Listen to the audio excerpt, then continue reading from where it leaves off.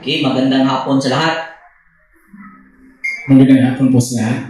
Happy New Moon, Happy New Year sa lahat ng mga nagsiselebrate ng Biblical New Year o lunar calendar. Happy New Year sa ating lahat. So, huwag po kayong magtaka na bakit nag-New Year itong mga grupong ito. So, kami po ay sumusunod o nag-obserba sa lunar na kalendaryo kung saan ito'y unang mga ginamit ng unang mga mananampalataya o unang mga tao sa kasaysayan sa biblical na basihan sa mga selebrasyon. Ito po ang ginamit. So, base po sa aming pag-aaral, ito po ang aming mga natutunan at aming ina-apply sa aming mga ginagawang pagtitipon. So, New Year po ngayon, unang araw sa taon, pinakaunang buwan sa taon. Ngayon pa po, sa lunaryan, ngayon pa po ang unang araw sa 2024. Okay? So, kahapon, eclipse, solar eclipse. Total solar eclipse. So, kagabi po nagano sa atin, alauna, no? So, iskut-iskut po taan na karong gamay siguro. Ako lang ka ng theory ba? So, topic natin pag-uusapan ngayon, mga kapatid, live po. Ngayon po ang new moon na nag-live tayo dahil New Year din. So, madalas sa new moon, nagkakaroon tayo ng discussion pero hindi live. So, ngayon po live tayo para mai-share na rin natin itong ating pagsiselebrate sa New Year, sa Biblical New Year.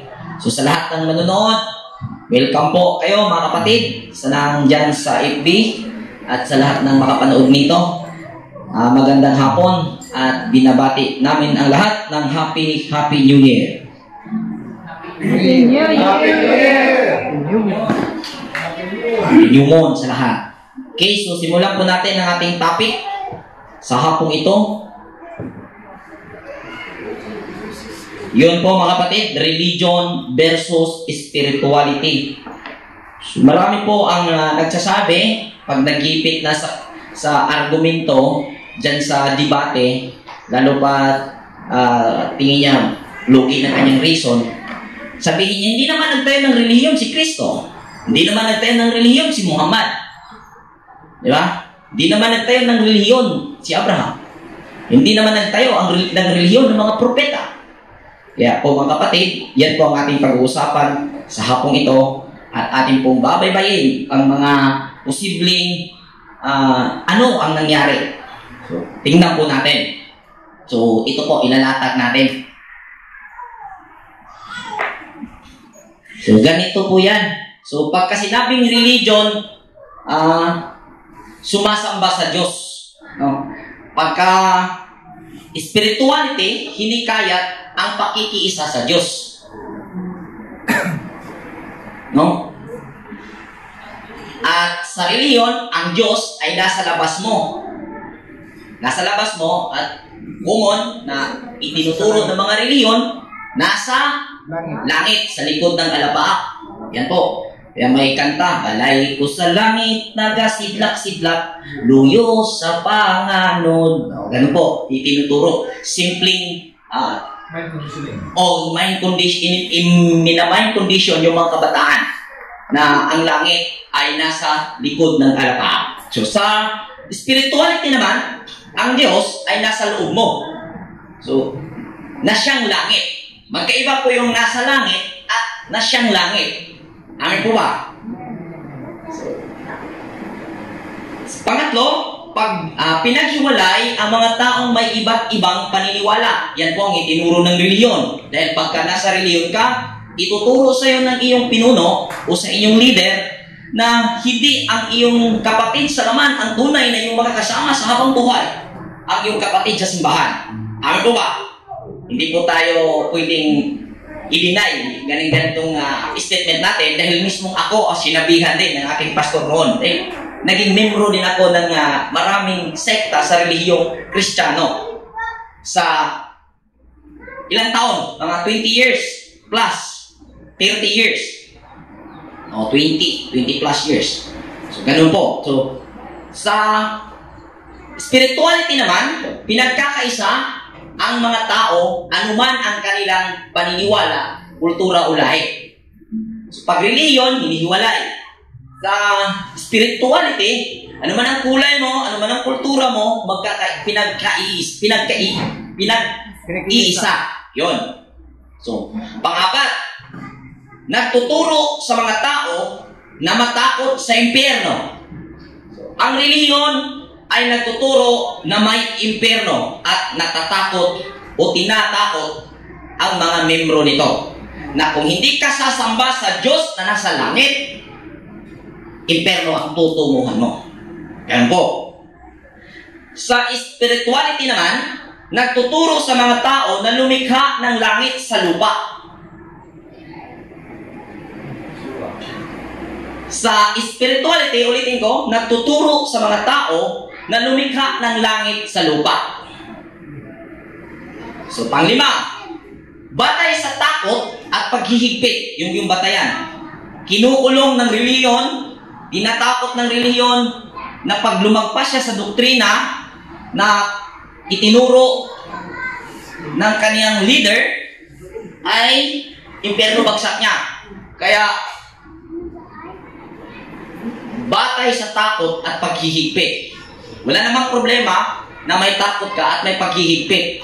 Basta, hindi lang doktrina mula sa reliyon na kung saan ang naging ugat ay ang impyerno na naging panakot sa iyo. Pantakot sa iyo. Iba po yung panakot. Panakot, busibuyas yun. Okay? Sa spirituality, batay sa pag-ibig at kalayaan. So, talagang magkasalungat sila. Dito paghihigpit. Dito pag-ibig at kalayaan. Panganim, na maniniwala at magpagamit sa Diyos. Yun ang tinuturo ng reliyon. Nagpasakop ka na ano ka na sa paghihigpit, magpagamit, magtiwala ka sa Diyos at magpagamit sa Diyos. Sa spirituality naman, magtiwala at gamitin ang pagka-Diyos.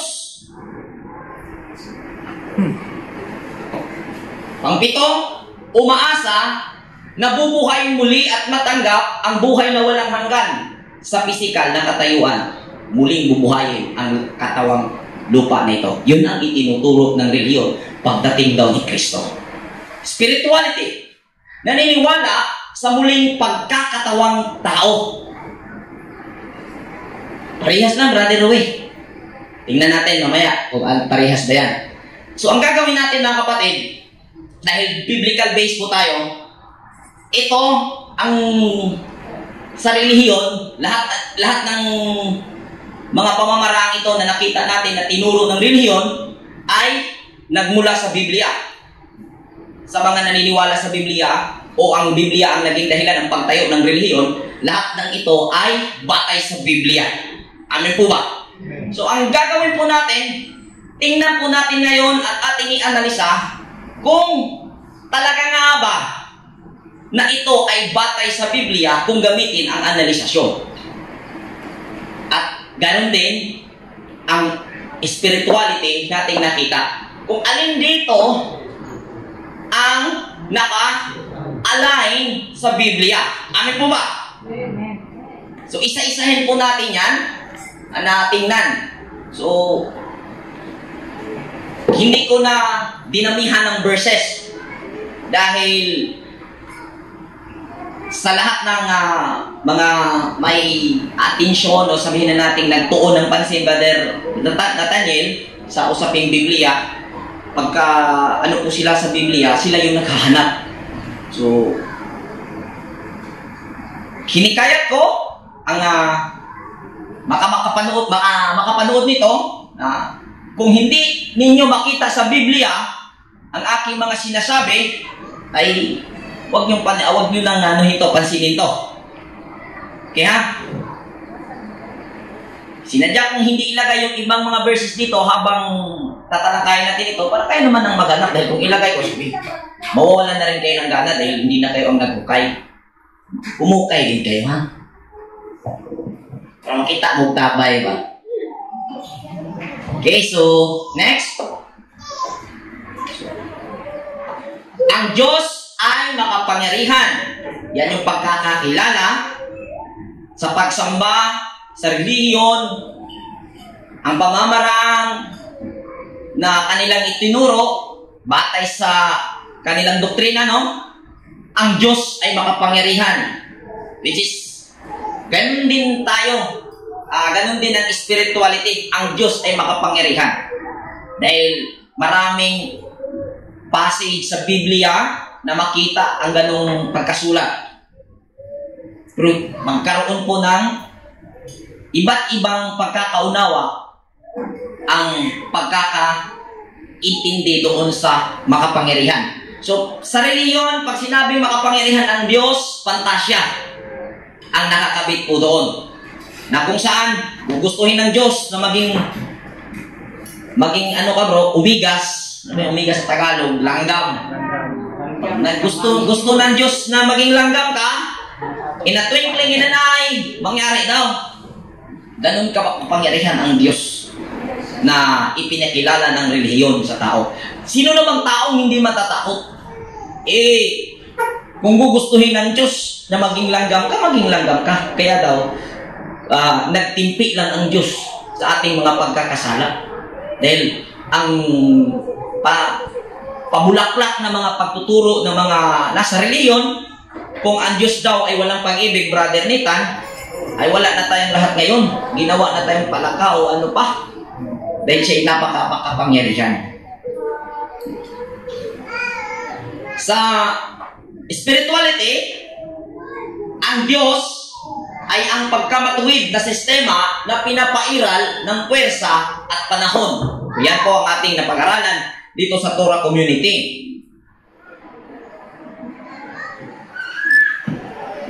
Kung ating mapapansin, ang Diyos ay makapangyarihan, dito natin yan makikita sa Genesis chapter 6 verse 5 to 6. Tingnan po natin, Brother Nathan.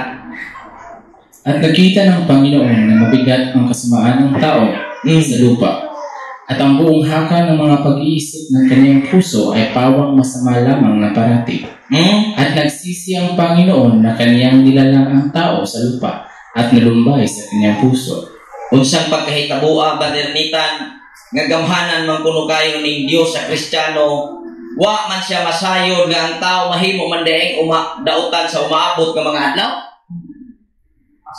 Wa mo kabantay na mga. So basahon ako sa Bisaya mga igsoon, haalang sa mga Bisaya natong kaigsuunan diri sa Cebu nga ning tuog yun nga ang Dios gamhanan sama sa kanang pantasya nga pagsabot. Ingon dire mga igsoon sa Bisaya. Unya nakita sa Ginoo nga hilabihan kadaotan sa tao sa kalibutan ug kanunay lamang ngilad ang ilang gihunahuna. Nagbasol siya, nagibuhat niya ang tao diha sa kalibutan ug nagpaksubo kini kaniya. Kung tama pa ang itinuro ng relihiyon, no? Laruhin natin ha. Kung tama pa ang tinuro sa mga relihiyon na makapangyarihan ang Diyos, paki-analisa po sa verse 6. Siya ay nagsisi. Nagsisi siya. Asan ang kapangyarihan niya? Kung tama kayo.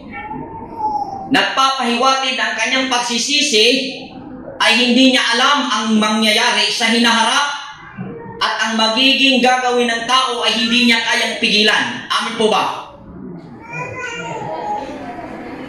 Kung ating tingnan ang ating interpretation base sa spirituality, ang Diyos ay makapangyarihan. Ang Diyos ay ang pagkamatuwid na sistema na pinapairal ng pwersa at panahon. Na kung saan ang Diyos ay ang sistemang nasa katawang lupa na ito na kung saan naging capacity ng tao. Kaya kung may nagsasalita dito sa versikulo 6, tao po ito. na may pagkamatuwid, na siyang may malasakit sa kanyang nasaksihang pagkadautan sa tao, pagkaswail sa tao. Tao po ito.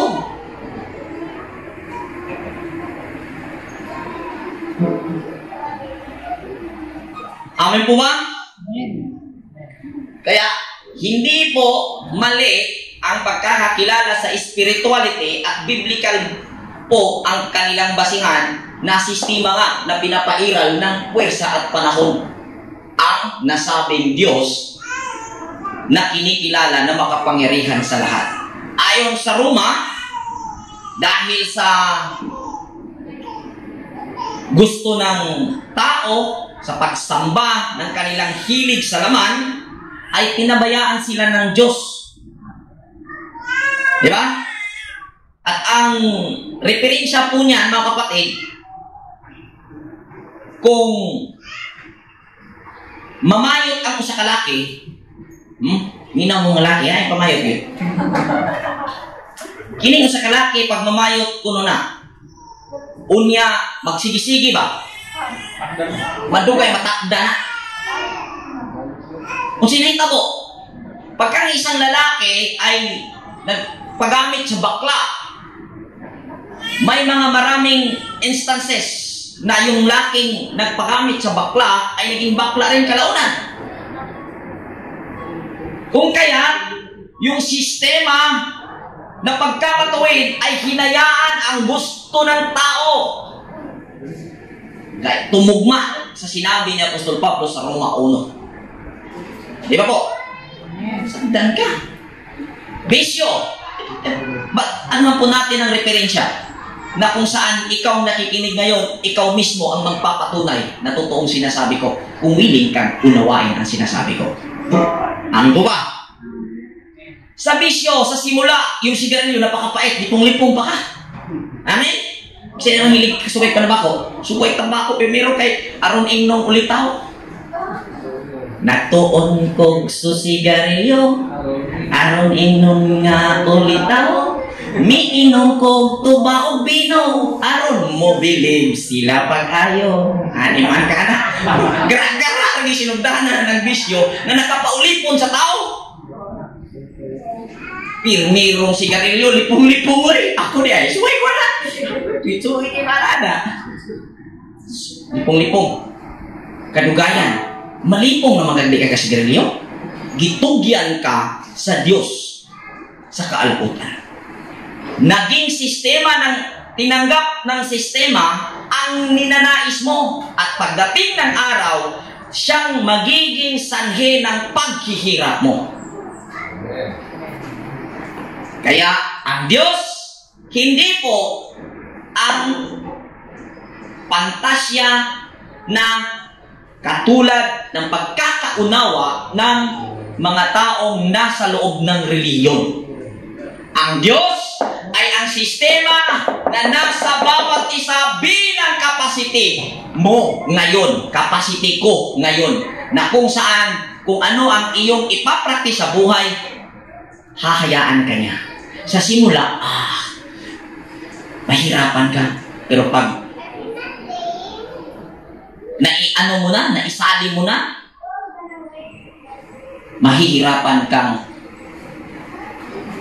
iwanan ang ganong gawain at magiging sanhi ng iyong paghihirap. Ano po ba? Mas mabuti pang mahirapan kang gawin yung pagkakain ba? Diba? Bukat istaw himo kindness eh.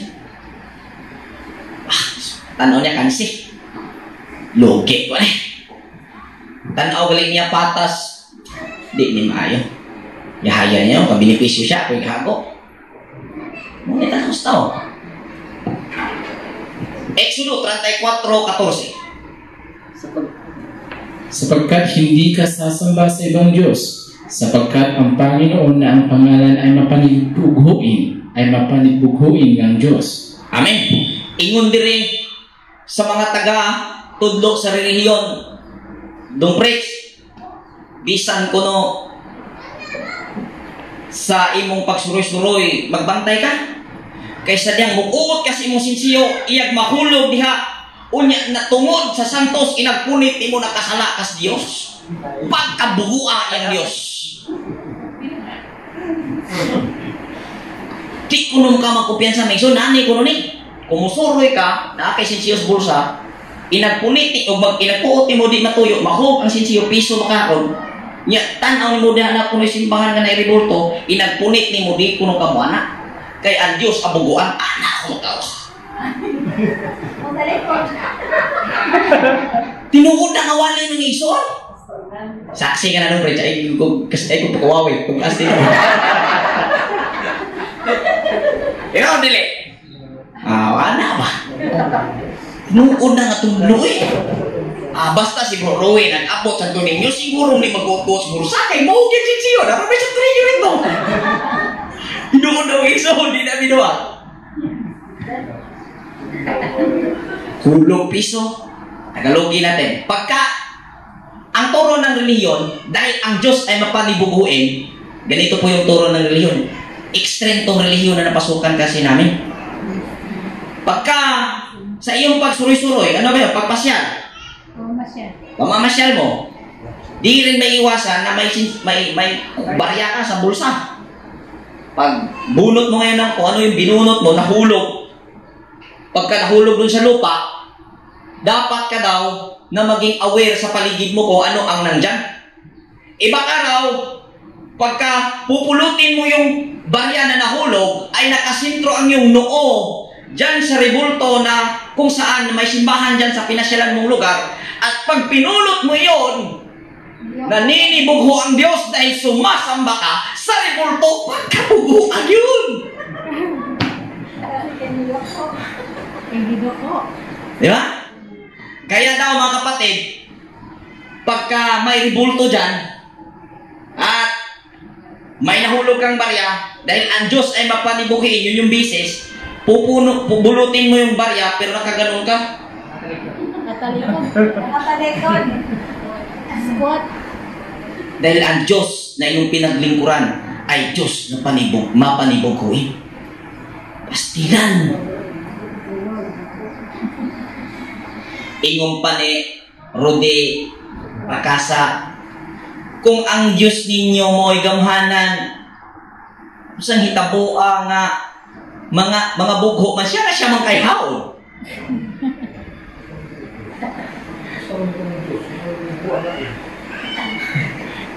Tama din siya.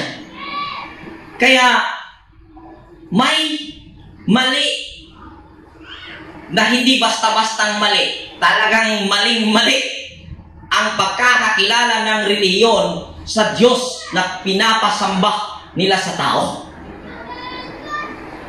Ang Diyos ay ang sistemang pagkamatuwid, kung saan balik tayo sa naging explanation una. Pagka pinasukan mo ng hindi ayon sa flow ng sistemang matuwid na nasa iyo, tatanggapin niya. Pero sa sinasabing siya ay mapanibuguin, pagdating ng araw, masasaktan ka. Dahil magbibigay siya ng reaksyon sa kanyang pangangabugho sa iyo.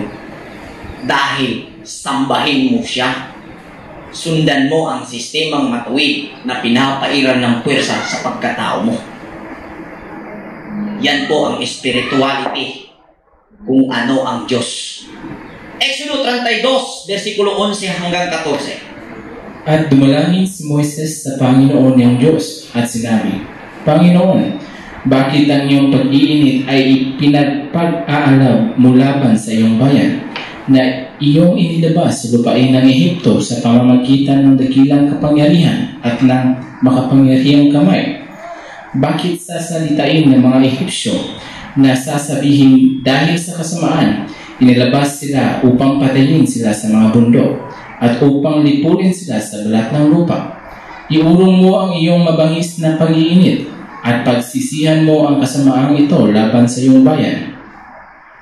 Alalahanin mo si Abraham, si Isaac at si Israel na iyong mga lingkod, na silang iyong mga sinumpaan sa iyong sarili at mga pinagsabihan.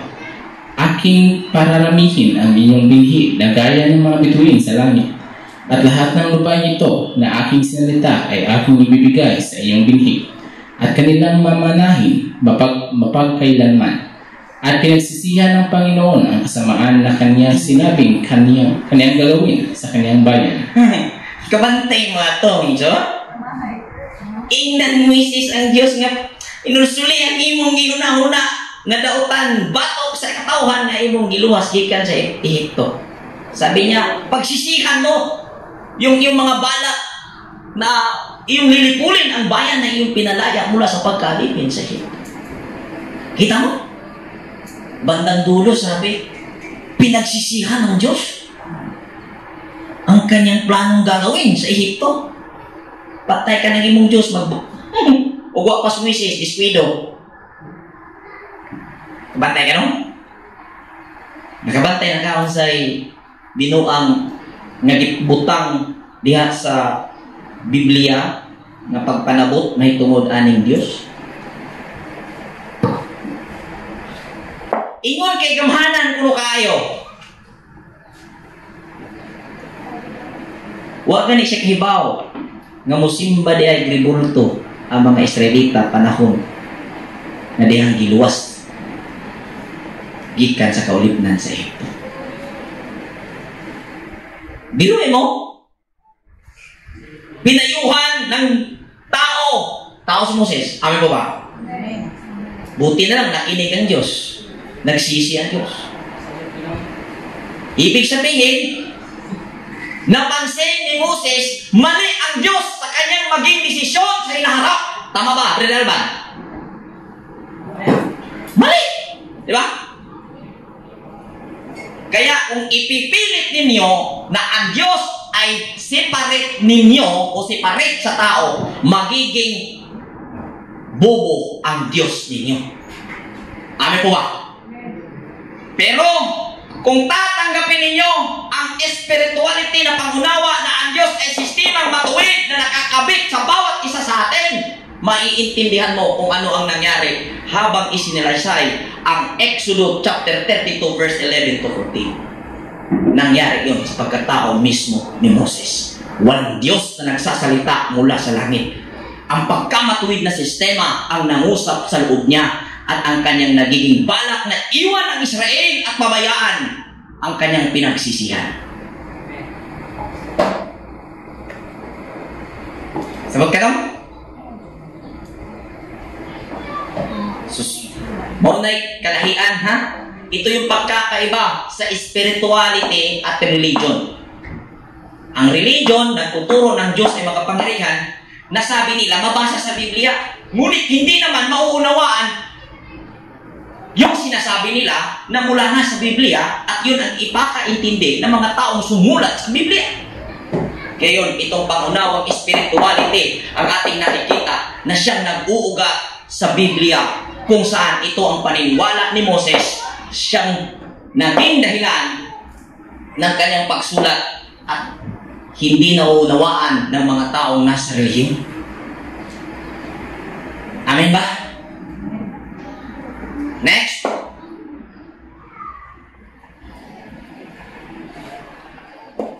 So, ano ang langit? Kasi ang Diyos daw, yun nga, makapangyarihan at tumira sa langit. Ingumpap, ang langit mo ay ang trono o ang yuta o itumbanan sa mga tiil pagkadapo ang Diyos. 5-6.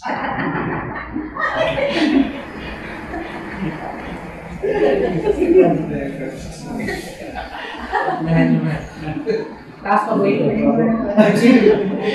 Tama.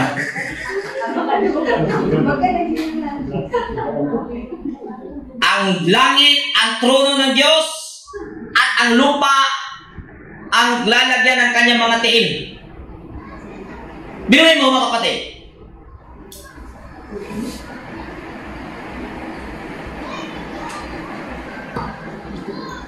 Ang langit ay itinuturo ng mga relihiyon na ito ay ang maging tahanan pag sinunod mo ang ang kanilang itinurong pamamaraan na magsamba ka.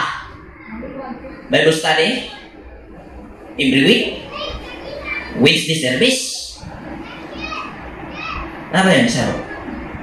GBS, General Bible Study? Sunday service. Pag bagong member ka, may panglima, may Father's House. Wato, waka kumuray siya na, kapawa na. Pagka sumunod ka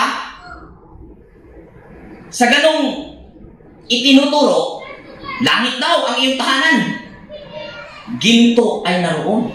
Lansangan ay ginto at papahiran ng Diyos ang luha sa iyong mga mata. Pagka araw ng pagsamba tuwing Sunday, pagkanta na, langit ang inilaan ng ating Panginoon, hindi nasisira. Limang kaanak. Grabe. Imagination mo, drama kayo, mabasak kayo kung bisakot sa kalisod Ginoo. Alagan yung kuri mo. Langit isa. Kanta na yung Bisaya ka. Langit ang hinungdan sa akong pagbato, kay dili ko buo, impierno ang padulngan ko. Grabe. Grabing pasalig, grabing paasa na ginawa ng relihiyon, mga kapatid. Ginawa ko ang topic na ito, ginawa ng Torah community ang topic na ito upang tapikin kayo dyan, mga kapatid. Kung mapasyalan mo ang video na ito, tinapik kita upang i-analisa ang kinaruroonan mong pananampalataya ngayon. Umaasa ka sa pag-asang hindi dapat asahan. Kita mo, mga kapatid, gamhanan kayo ng ilang langit. Ang langit ang magiging tahanan ng taong muling bubuhayin sa pagbabalik ng anak ng Diyos. Yan yung pangako ni pagbalik daw ni Kristo. Pag nagdarang-darang na din siya sa panganod, mamakod ko na ng mga patay niya sa lugnanan. Limang ka. Tiaw ba? Unya, sa usa ko no kapag pamilok, Brother Gerald, mga usab kitang tanan kita mga buhi nga maabtan sa pagbalik ni Ginoong Kristo. Inatwing inanay, mga usab kita og ang atong lawas nga maduluton, ilisan og lawas nga dili maduluton kay kini espirituhan na. Lima ka. Okay. Maunay pasalig sa mga relihiyon. Ug daghan ang milaog og bituo. Tungod sa kakulang sa paghatag og pagtagad kung unsa ang langit nga gisaad o mabasa sa Biblia. Ano ba? Itamag bilin-bilin bitaw ka ng loy-looy ani nila. Kay way kaluoy ni mga tawhana silang kaugalingon. Sa spirituality, ang langit ay ang kapanatagan na nararamdaman ng taong namuhay ng matuwid, makatarungan at may hustisya. Kung ating pong babasahin ang Genesis chapter 18 verse 19, basahin natin bro. Genesis 18 muna tayo. Genesis 18 verse 19.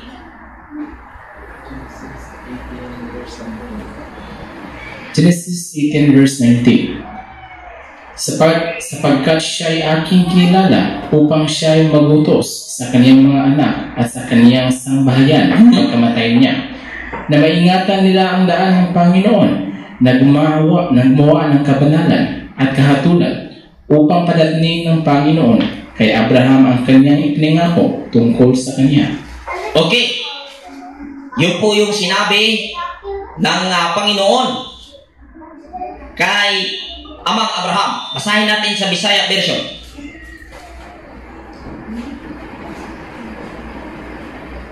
Ingon dire sa DC 9. Gipili ko siya aron suguon niya ang iyang mga anak ug ang iyang umaabot nga mga panimalay sa pagtuman sa akong sugo, pinaagi sa pagbuhat sa husto ug matarong. Kung buhaton nila akong saan, ug buhaton nila akong saan. So mo ni ang dawat langit. Ang matanggap ng taong mamuhay ng may patas at makatarungan, langit ang kanyang mararamdaman.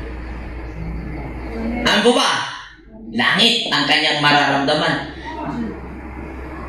Langit ang aking nadarama. Na may kantaan na, asa to sis gay? May kito to? Asa ta?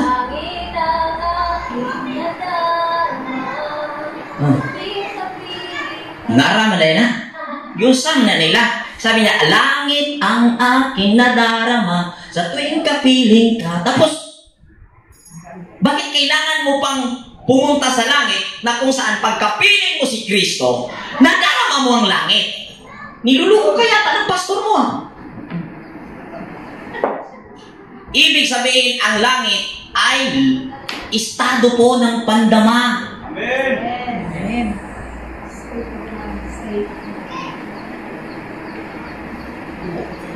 John chapter 14 verse 2. Sa bahay ng aking ama ay maraming tahanan. Kundi ngayon ay sinasabi ko sana sa inyo, sapagkat ako'y paroroon upang ipaghanda ko kayo ng dakong kalalagyan. Ingon mga pastor, kung sa buhay langit bro, kaklaro mabasa diri Mateo 14 versikulo 2, ingon ni Ginoong Hesukristo, ako mo ato una sa balay sa akong amahan ug andamon ko ang mga lawak ngadto kay dunay daghang lawak sa balay sa akong amahan. Nya way langit na umisgot ko sa lawak. Ito yung mga verses. Isa sa mga verses na ginamit ng mga pastor. Ginamit ng reliyon. Di lang pastor. Dahil maraming mga reliyon na walang pastor-pastor. Lahat ng reliyon na gumamit ng Biblia, naging pangako sa kanila, sa kanilang mga member ang langit.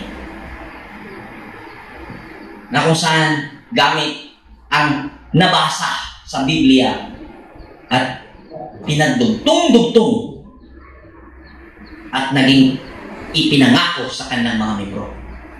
Mga kapatid, ang Biblia po, pag iyong gamitin ang pangunawang base sa nabasa, di malayong bukas po, kung sasakyan ko ang pangunawa na yan,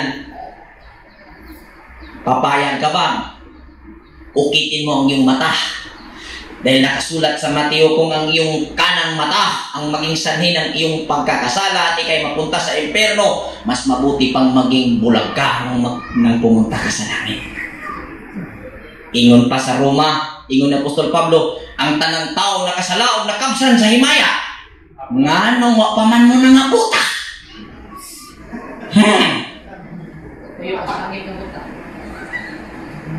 Unya, tanan ng tao nakasala, pinagadtos langit, wan ay tanang tao, wan ay mata, pikas mata. Pagka pumunta ka sa langit bro, problema ang naroon eh. Problema, hindi nakakita. Isang mata lang nang naroon, kasi sabi ng Biblia, walang taong hindi nakasala, brother Peche. At kung ang kanang kamay ang naging sanhi ng iyong pagkakasala, utulin mo ang iyong kanang kamay. Mas mabuti nang pumunta ka sa langit na iisa lang ang kamay. Sabi ng mga pastor, bro, Rowie, bubo ka talaga. Figurative ang passage na yan. Baliktarin kita. Bakit nagawa mong ipigurative ang punto na iyong binasa dito? Bakit sa iba hindi?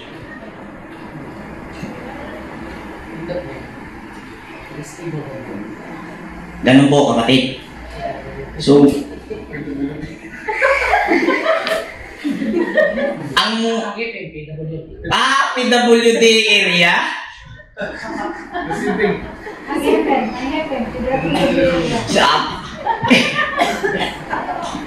Bro, huwag mag-nurse ka mo niya, malangit ka bro. Daghang ka timanong dito.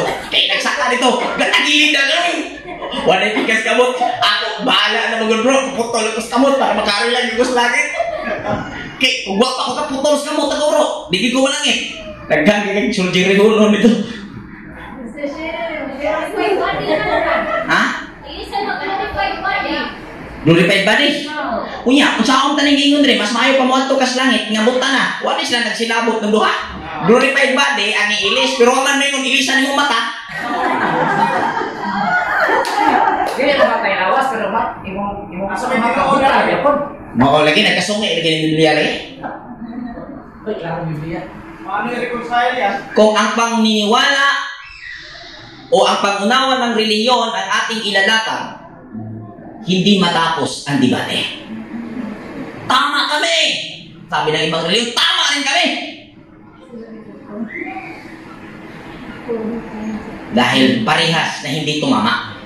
Amen po ba? Amen. Matthew chapter 6 verse 19 to 21. Huwag kayong mga tipon ng mga kayamanan sa lupa na dito'y sumisira ang tanga at ang kalawang at dito'y nanguhukay at nagsisipagnakaw ang mga magnanakaw. Kundi magtipon kayo ng mga kayamanan sa langit na dooy hindi sumisira kahit ang tanga, kahit ang kalawang at dooy hindi nanguhukay at hindi nagsisipagnakaw ang mga magnanakaw. Sapagkat kung saan naroon ang iyong kayamanan, doon naman ang iyong puso. Kung nasaan ang inyong kayamanan, naroon din ang inyong mga puso. Nagilangit, sabi dito, himuong budiga ang langit, dito ka magtigom, kanang imong bahandi karon yung kayamanan mo ngayon, doon mo iimbak sa langit. Walang tanga roon, walang kalawang, walang magnanakaw na aakyat doon para nakawin. Bantay sarado yun ng mga anghel. Amin ba? So, ang pagkato dito, wala pa may nakato. Mau gani, ila ko nung pangitaw ng hagdanan ni Jacob.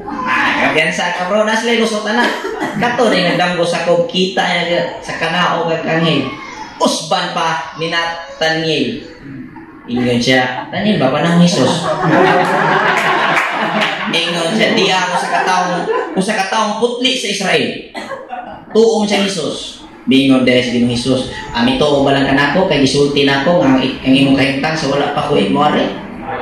Unsa pa kaha, kung makita nimo nga, ang anak sa tao magsakakanaog uban sa mga anghel.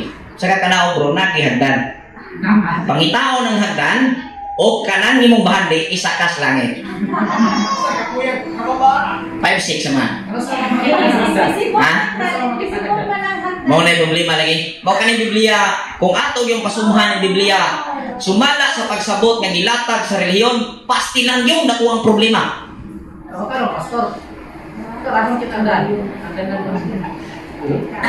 Kinsa kayo nakahipo sa ng hagdana?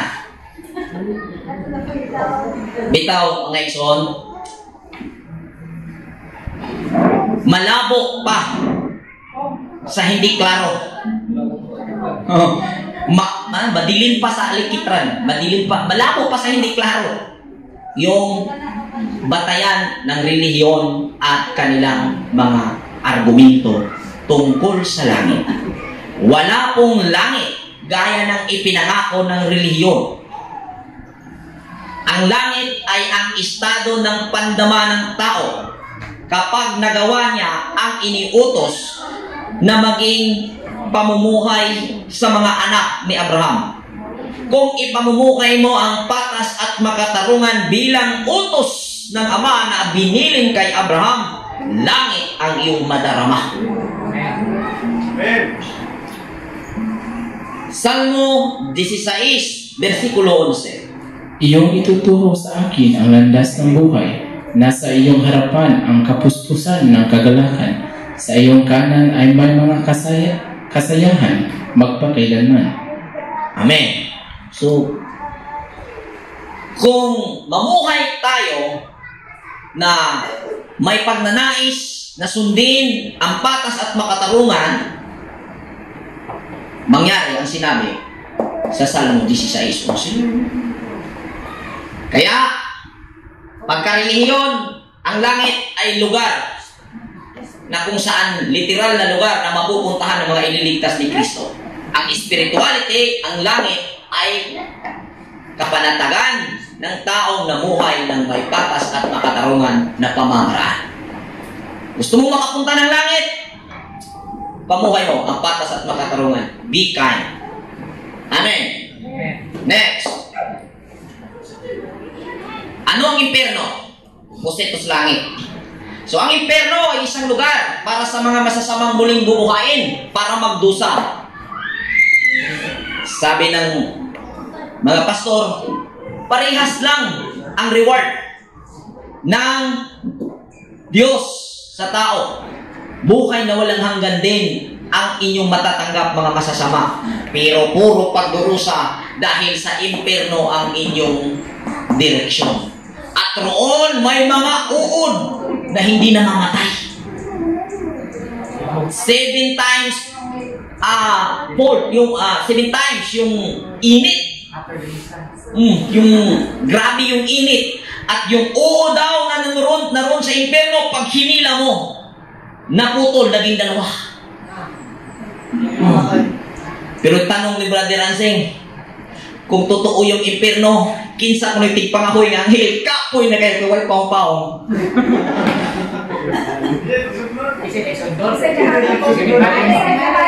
Kinsay kahaling ya ang sublod na nakas kayo buong. Nakalimutan ng imbestigahan ng mga tao kung mayroong impyerno, saan at paano. Kaagad na isara ng paliwanag ng reliyon. Kaya ng Diyos sa isang kisap mata magpalitaw ng malaking apoy sa iyong kalagitnaan, tulad ng nangyari sa Sodoma at Gomora. Ganun yung pinapabubulaklaan yung pananalita ng mga reliyon, na pag hindi ka nag-aanalisa, madadala ka talaga at mapasok ka sa pag-asang hindi dapat asahan. So sa spirituality, ang impyerno ay isang sitwasyon o kalagayan, bunga ng pagkakasala dulot ng maling pagpili. Saan ka pipili? Base sa Genesis chapter 19, yung binasa kanina, mamuhay na makatuwid at makatarungan, may hustisya. Pag hindi mo yung pipiliin, ito ang iyong tutunguhan. At halos marami sa tao, ganito ang naging sitwasyon. Even tayo po, mga kapatid. Ha?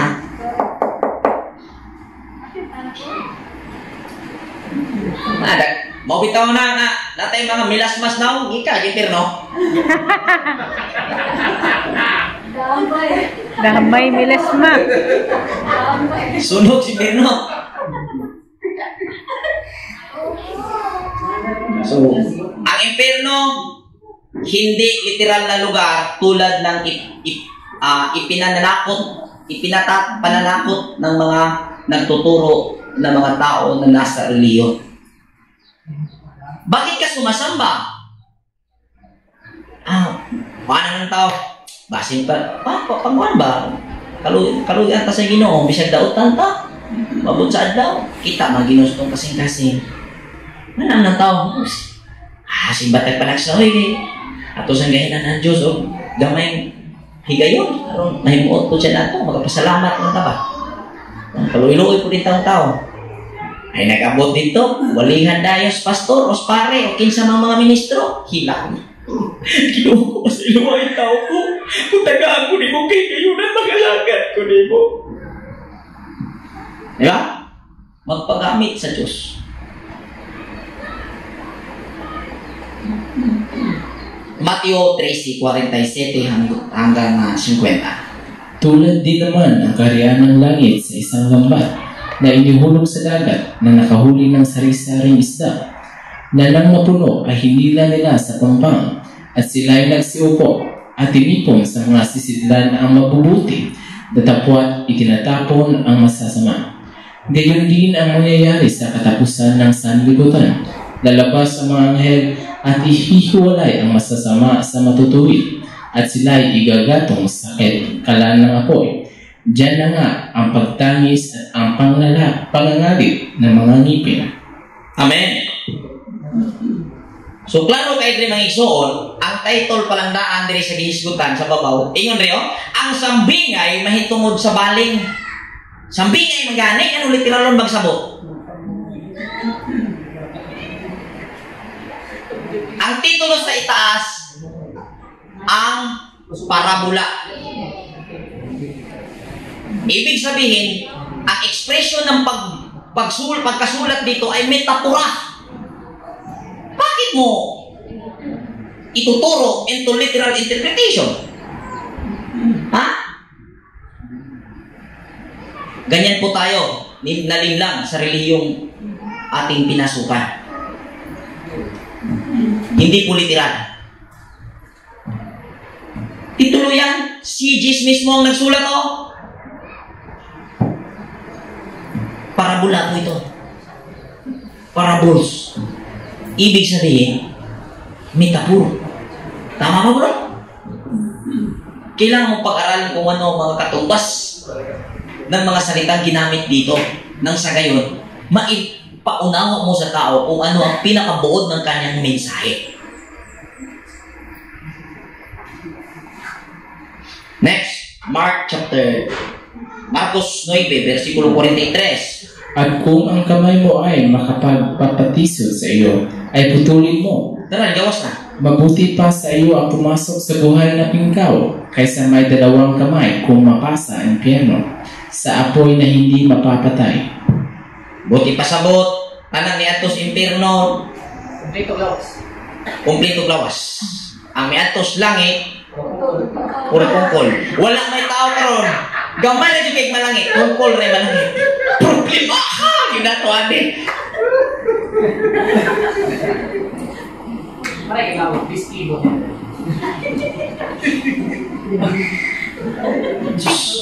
Tahanan ng mga PWD ang langit. House of the disabled. House of Disabled. Baligon. Di ni baligo. Kaya imong tanawin man siya. Kung ang imong kamot mo hinungdan sa imong pagkasala, utla. Kundi kaysa mo adto ka sa impyerno, kay wato ka nga kumpleto kag kamot nga mahiadto ka sa impyerno. Buti pasabot. Kung kumpleto kag kamot karon, ya nakasala ka, siniguro ng impyerno jud ka. Wa nay lalis-lalis pa. Putla para malangit ka. Amen. Tanawa ra gyud kabalikwaot ning pagsabot sa Biblia kung imo gyung sakyan kanang ilang pamahayan. Tingnan niyo to kapatid. I-open niyo po ang inyong analysis tungkol sa naipaliwanag ng mga pastor ng ang mga tagapagturo. Malabo po. Asa kadapi hindo sa kuya ka dos langit ko disambo.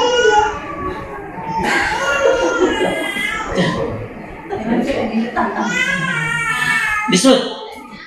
Kaya langit, impyerno, hindi po tumutukoy sa geographical area, geographical place. Tumutukoy po yan sa estado ng ating kamalayan. Ang langit at impyerno, dito mo tatamasangin sa katawang ito base sa performance mo bawat araw. Itong katawan na ito, magiging impyerno ito. Dito mo maramdaman ang impyerno pagka hindi mo maipamuhay ang pagkamatuwid. Pero pag naipamuhay mo ang pagkamatuwid, dito mo matatamasa ang langit. Sa katawang ito, mararamdaman mo ang langit.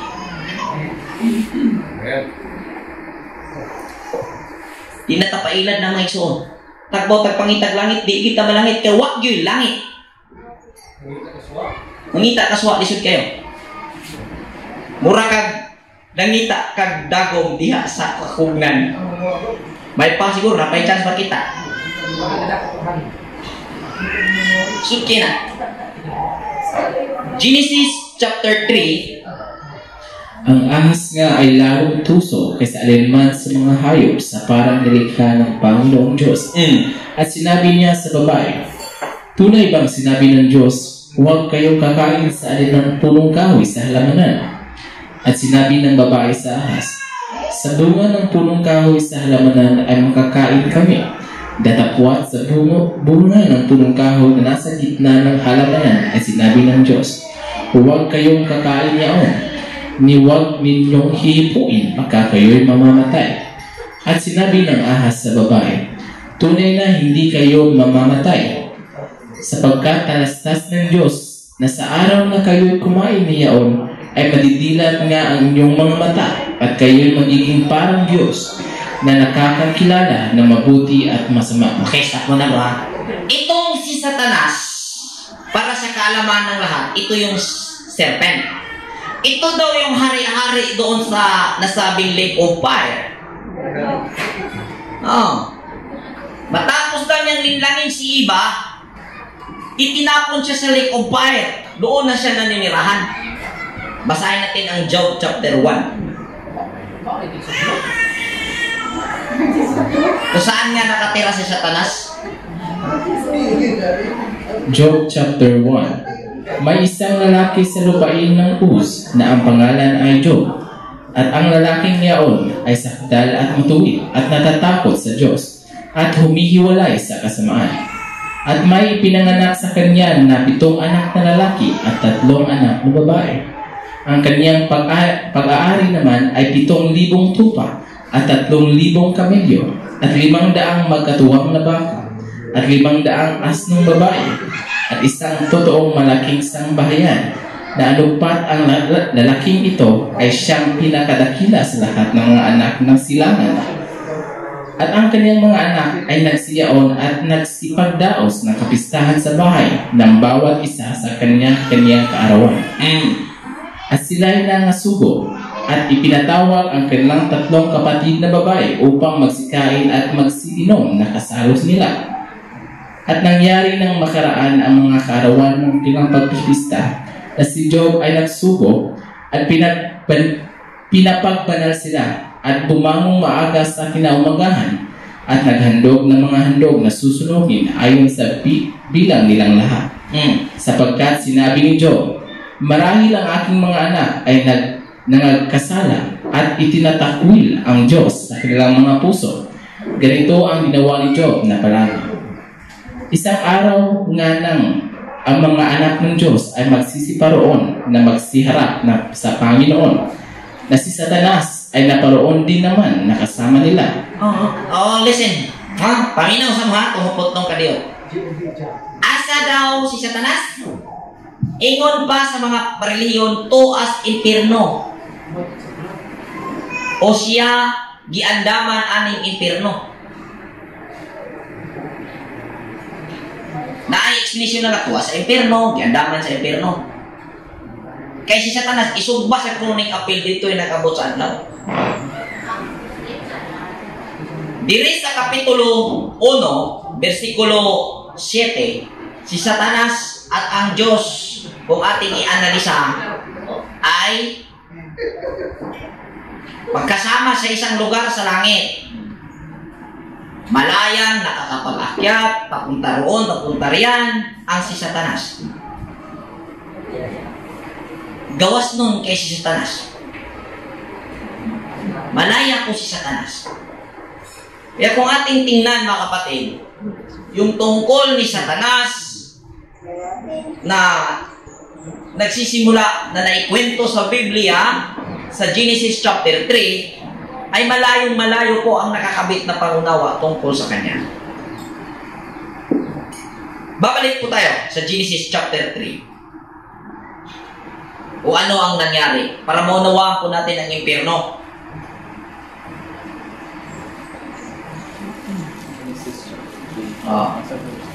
Yung matapos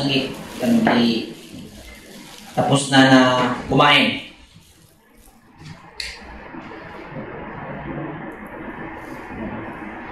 At nang makita ng babae na ang bunga ng punong kahoy ay mabuting kanin at nakalulugod sa mga mata at kahoy na mananasa upang mapagpantas sa tao, ay pumitas siya ng bunga niyaon at kinain.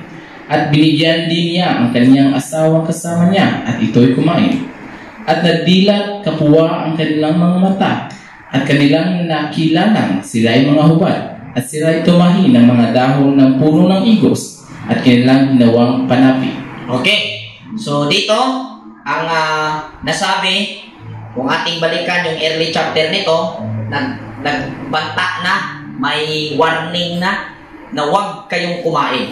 Dahil sa araw na kumain kayo, mamamatay kayo.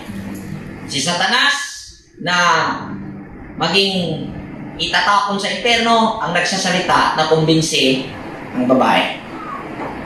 At matapos na kumain ng babae, hindi namatay ang nasabing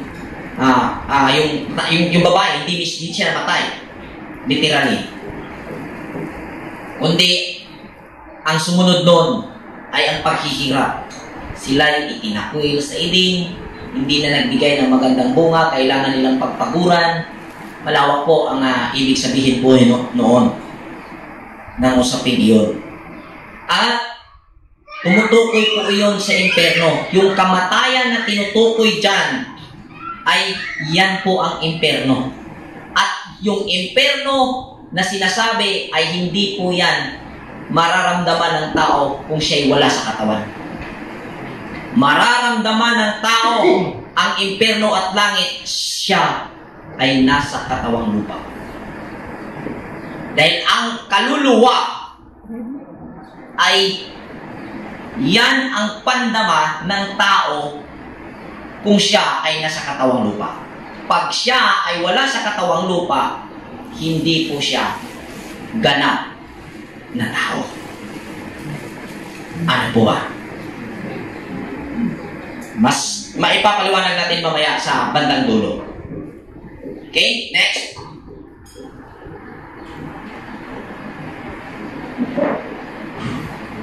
So, dito na tayo sa resurrection.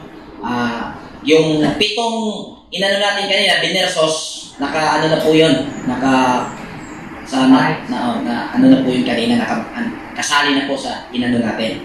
So, yung pito, ginawa natin tatlo, at dito tayo sa resurrection. Ito yung pinakahuli. Kasi ito yung pinaka-highlight ng relihiyon na pangako.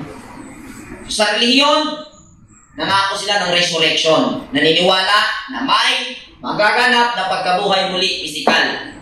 Pagbalik ni Jesus. Spirituality, naniniwala sa muling pagkakatawang tao. Parehas lang. At verse na ipinangako nila, 1 Thessalonians chapter 4 verse 13 to 18. Sahin natin. Ngunit hindi naman namin ibig na kayo'y di magkaalam, mga kapatid, tungkol sa nangatutulog, upang kayo'y huwag mangalumbay na gaya ng mga iba na walang pag-asa. Sapagkat kung tayo'y nagsisimpalataya si Mesaya ay namatay at nabuhay ng maguli, ay gayon din naman ang nangatulog kay Mesaya ay dadalhin ng Diyos na kasama niya.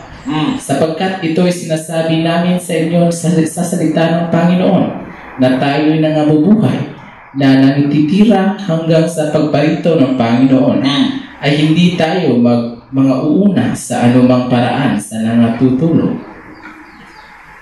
So, may mabubuhay talaga. So, itong 1 Thessalonians chapter 4 verse 13 to 18, literal talaga na inunawa ito ng Christians at ipinaintindi sa mga member. Kung saan, pagka babalita-balita na karoon ng gera, karoon ng World War III, at sa pagkakataong iyon, napakalaking ano po nun, sakuna na mangyari. Kasi sabugan po yun ng mga nuclear. Bawat bansa na nagkakaroon po ng nuclear.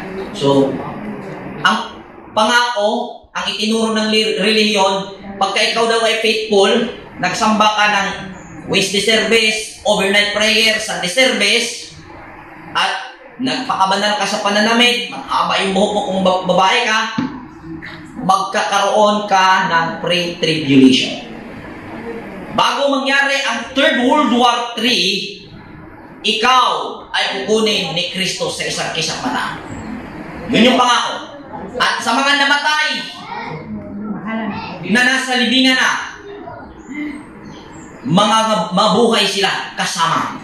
Kaya sabi doon, di tayo mauuna sa natulog. So, ipinaunawa ng mga ngaral sa reliyon na pagka papalapit na yung tribulation, yung Great Tribulation, yung nasabing World War III, ayon sa spekulasyon ng mga tagapagturo ng reliyon, babangon daw ang mga namatay doon sa simenteryo.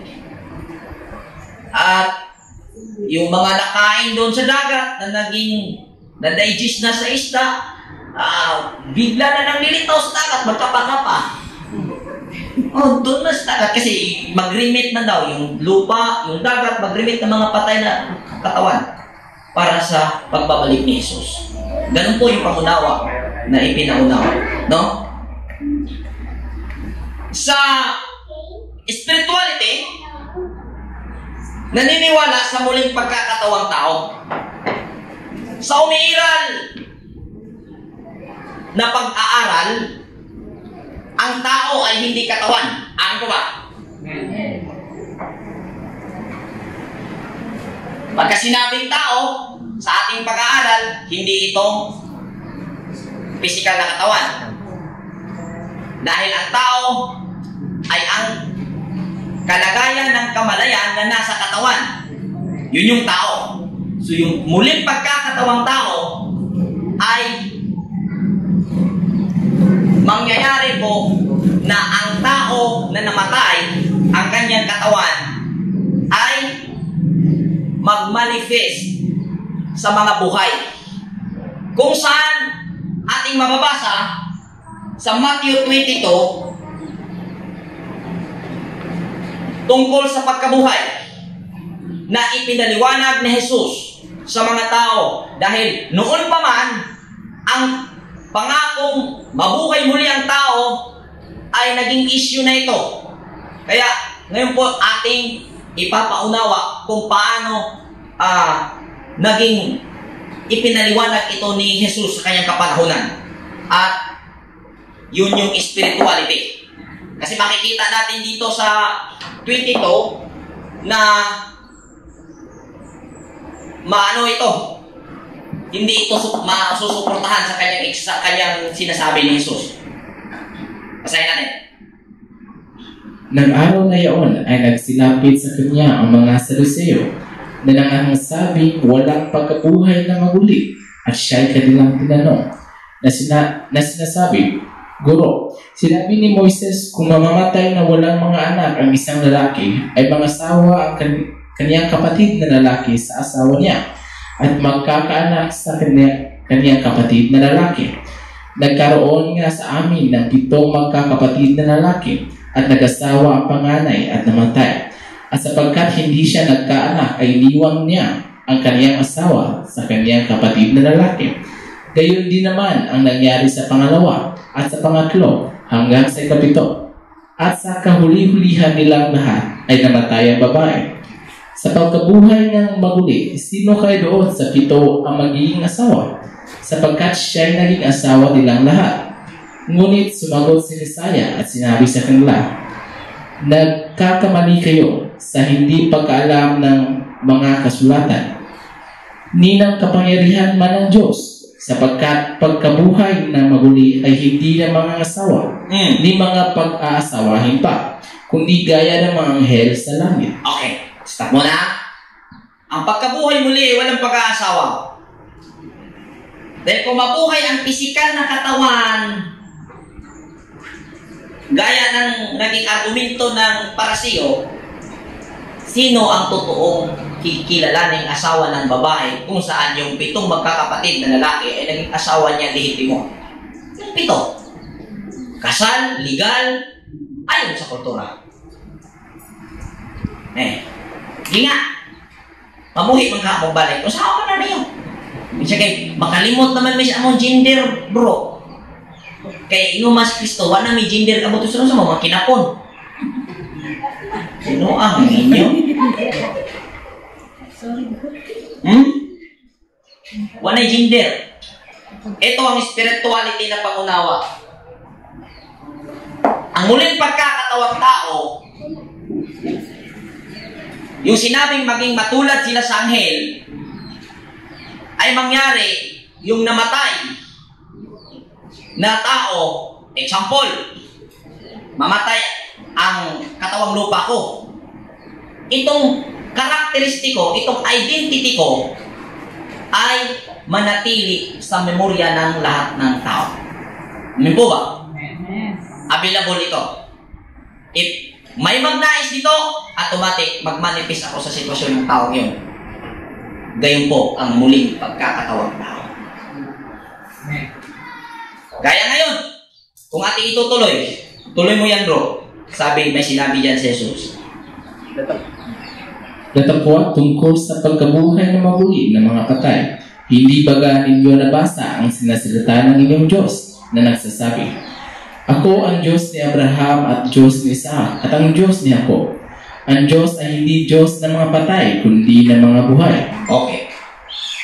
At nang marinig ito ng karamihan ay nagtataka sa kanyang aral. Datapwat nang marinig ng mga Fariseo na kanyang napatahimik ang mga Saduceo, ay nangagtatipon sila. At isa sa kinala na tagapagtanggol ng kautusan ay tinanong niya upang siya'y tuksuhin, "Guro, alin baga ang dakilang utos sa kautusan?" At sinabi sa kanya, "Iibigin mo ang Panginoon mong Diyos ng buong puso mo at ng buong kaluluwa mo at ng buong pag-iisip mo." Okay. Diyan, tama na. So yun, kung ating mapapansin, wala talaga na may physical na mabuhay. No? At yung nasabing muling pagkakatawang tao, gaya ng naipaliwanag natin ngayon, ang sabi, si Abraham, ang kanyang Diyos ay Diyos ng mga buhay. Ibig sabihin, kung ating ianalisa yung talata, si Abraham, Isaac at Jacob ay hindi po patay. Sila po ay buhay. Sa paraan na ang kanilang mga pag-ugali, ang kanilang mga kapamaraanan ay magiging pwede mong gamitin bilang capacity, bilang matulad sila sa anghel, na kung saan nakasulat yan sa Hebrews chapter 1 verse 14, ng mga anghel ay mga espiritong ipapadala ng Diyos upang tumulong. Tumugma po sa sinabi ni Jesus na sila ay matulad sa mga anghel. Amin ba? Ganito pong nangyari. Next.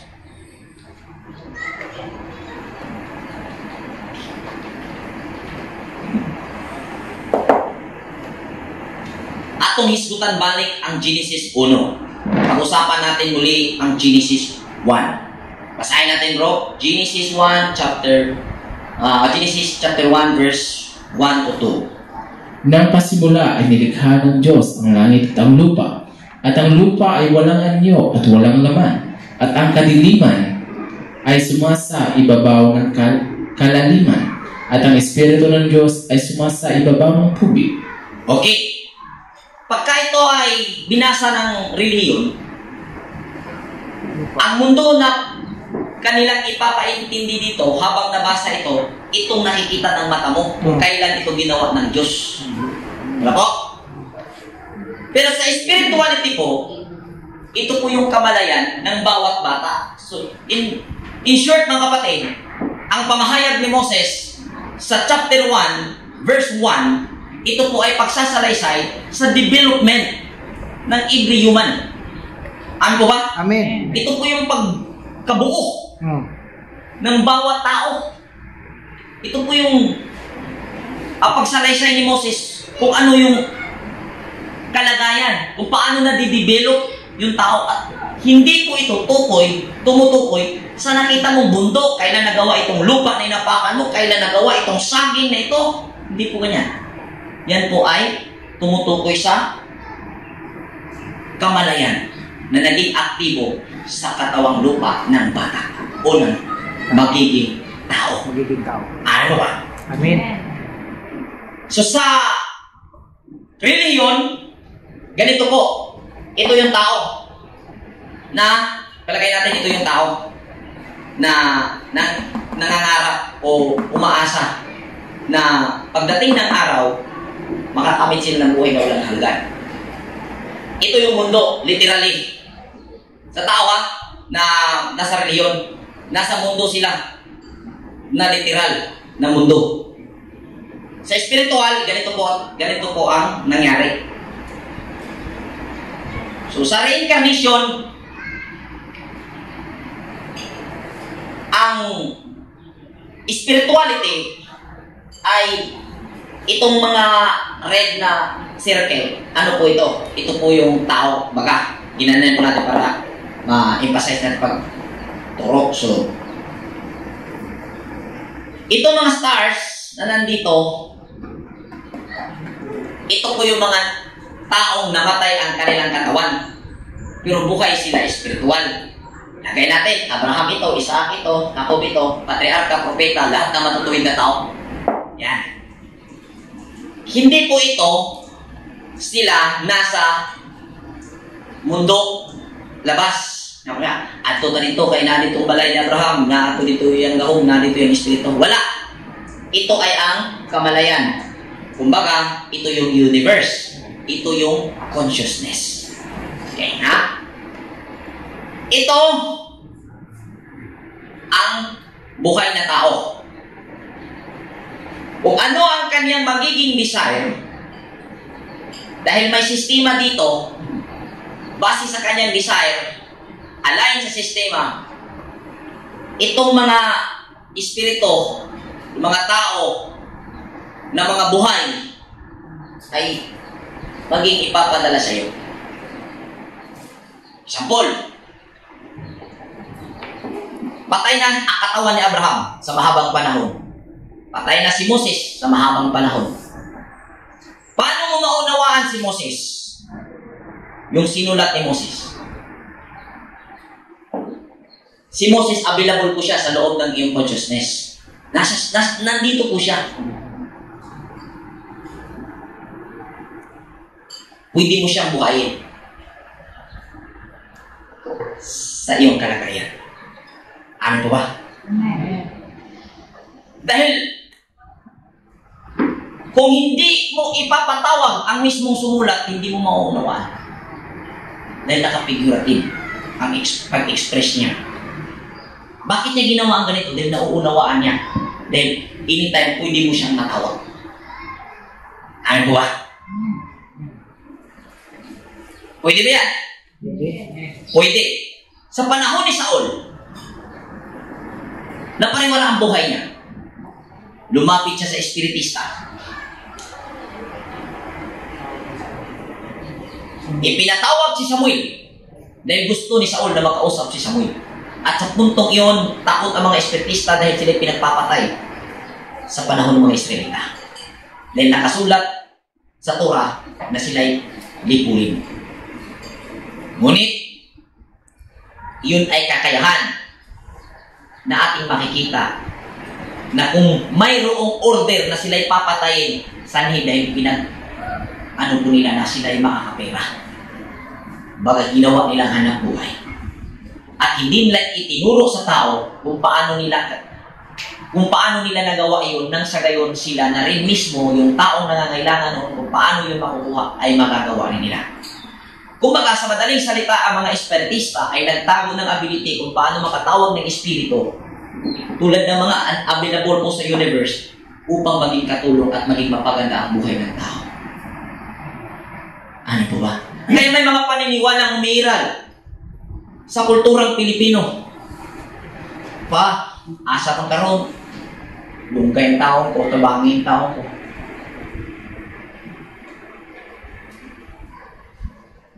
Nya, mitubuhan ro. Nagbalang puso na siya. Pero di dito tungod sa pagsangpit niya, tungod sa desire niya. Niabot ang pamaagi sa iyang papa, tungod kay gihandog niya ang kinabuhi sa iyang papa, samtang buhi pa. Niadtong buhi pa. Amen? Amen. Mga, ngayon kung ninyo maigsoon, pwedeng buhion si Moses. Pwedeng buhion si Isaias, pwedeng buhion si Jeremias, pwedeng buhion si Jacob. Kung inyong mabantayan sa sulat ni Ezekiel, sa Kapitulo 10, Kapitulo 9, dunay daghan kaayong hulagway na iyang nakita sa tao. Inaglingi, murag, leon, inag-arispikas, murag langgam, ya ang ligid siya, ang mata, ang ligid na puno sa mata.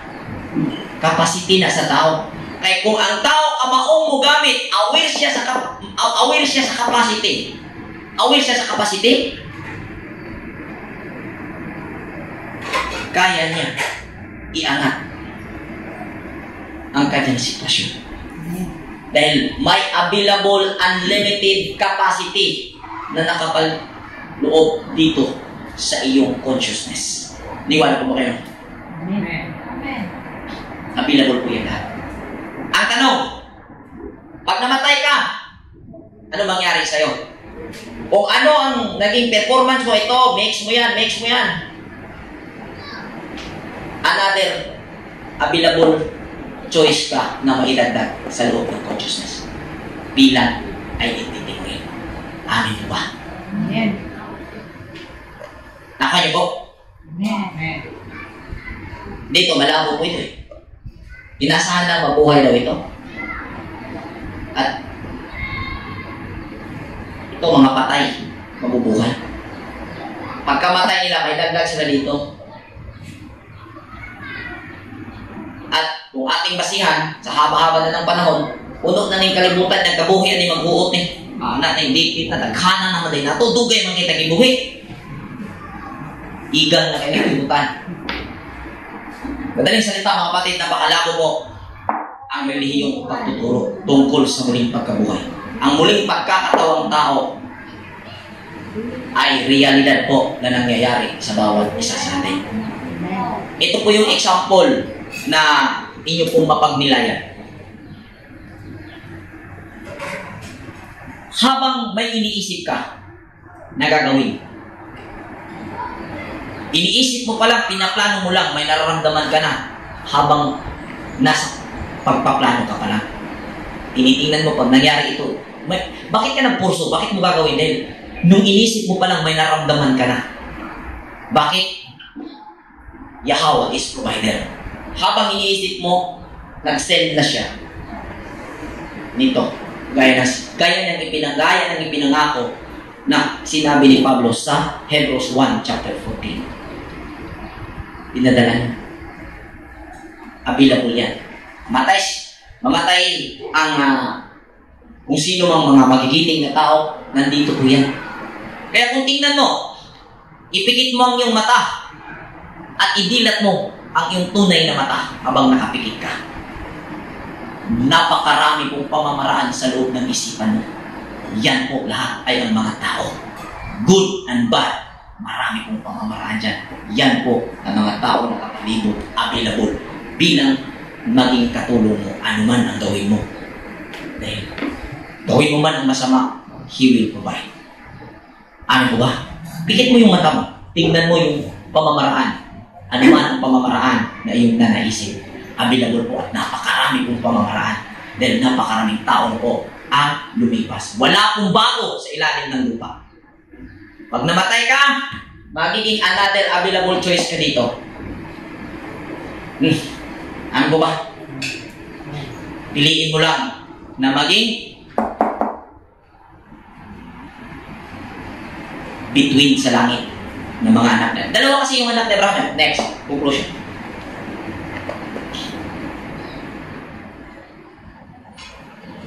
Verse. Genesis 22 verse 17.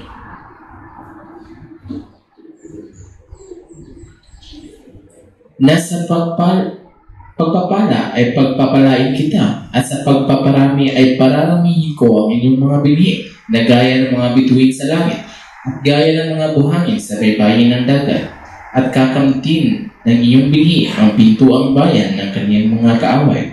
Okay. Ang langit ni Abraham, unang na-mention between sa langit at buhangin sa dagat. Alabok. Sa ibang version, abog. Kung awaken ka, nga mubiya, nininlawas na. Kung aware ka, kung gising kang aalis sa katawang ito, madadagdag ka dito. Ano ba? Pero pag mamatay ka, umalis ka sa katawang ito, dito ka.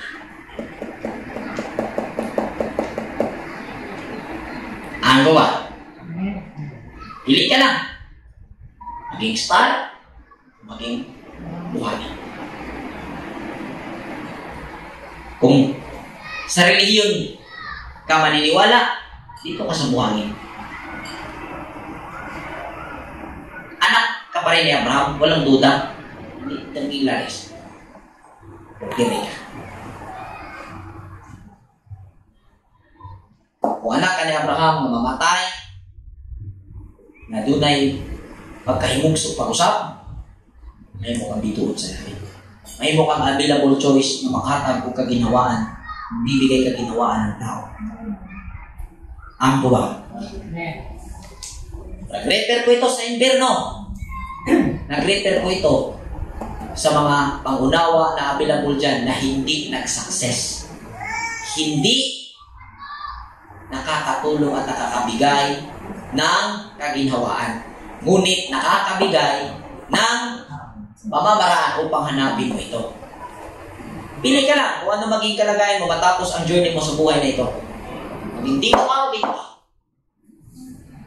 Pag ito, muli kong maramdaman ng pait. Pag tinawag ka nito, batay sa kanyang pananampalataya, paghihirap ang... Kasi magmanipis ka sa tao, paghihirap ang dadanasin mo. Imperno, walang katapusan. Pag dito ka, baka dito, langit ang nadarama. Dahil mga successful na pamamaraan ang nandito.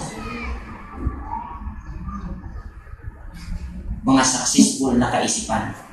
Kaya ang tao na mamamatay ay magiging available na capacity na maidagdag sa iyong sa bawat consciousness.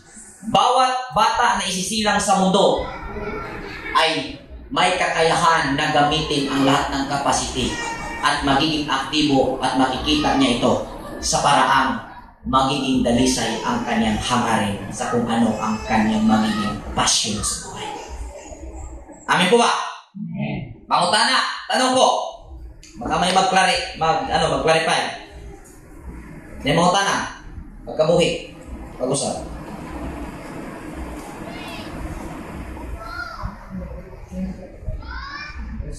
Pangutana, Dong Fritz. Nasa Zoom. Tanong po. Ay mo kag-uol nga di mo buhion ang usap.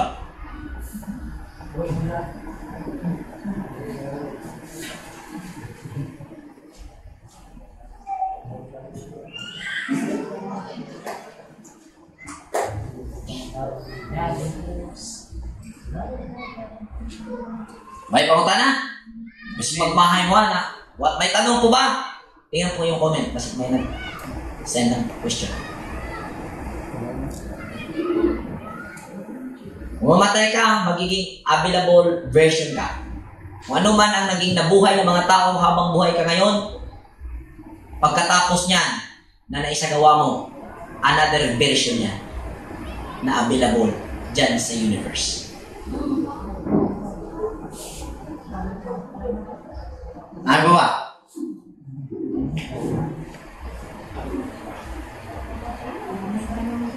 Magsikap ang bawat tao upang magiging maka